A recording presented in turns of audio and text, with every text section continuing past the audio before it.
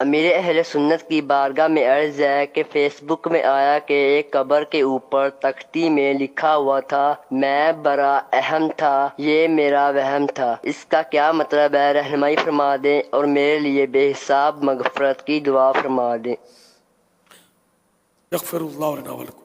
واقعی بڑا ہے کہ یہ کسی نے بنائی ہوگی پوسٹ، ہے بڑی اہم پوسٹ ہے، سمجھ آتی ہے کہ میں دنیا میں بڑا اہم تھا، میں خوش فہمی میں تھا، بہت اچھا آدمی، بہت صحیح آدمی ہوں، لیکن مرنے کے بعد پتا چلا کہ یہ تو میرا وہم تھا، میں صحیح آدمی نہیں ہوں، یہ مرنے کے بعد پتا چلا۔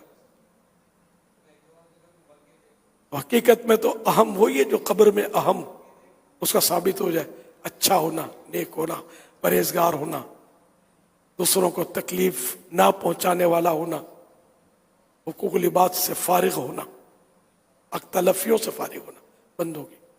تو میں اپنے آپ کو اہم، اچھا، متقی، پرہیزگار، قابل احترام سمجھتا تھا، یہ میرا وہم تھا، میری بھول تھی، میری غلط فہمی تھی، یہ مجھے مرنے کے بعد پتا چلا۔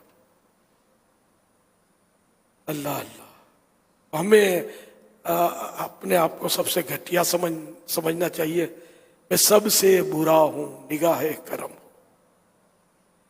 ہوں۔ زبان سے ہم کہتے بھی ہیں لیکن کوئی کہے یہ برداشت نہیں ہے۔ یعنی سفیان ثوری رحمۃ اللہ علیہ ارشاد فرماتے ہیں کہ اگر تجھے کوئی کہہ دے کہ تو سب سے برا ہے اور تجھے برا لگ جائے، ناراض ہو جائے، تو غصہ آ جائے، تو واقعی سب سے برا ہے۔ تو یہ بھی آدمی کہے تو دل سے کہے میں سب سے برا ہوں۔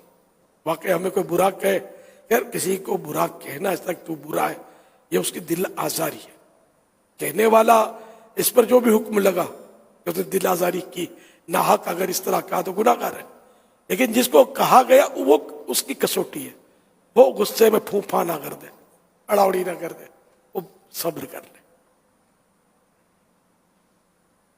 تو اگر تجھے کہا گیا کہ تو سب سے برا ہے اور تجھے برا لگ گیا تو تو واقعی سب سے برا ہے۔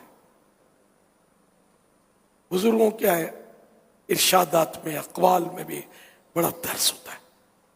صلو علی الحبیب صلی اللہ علیہ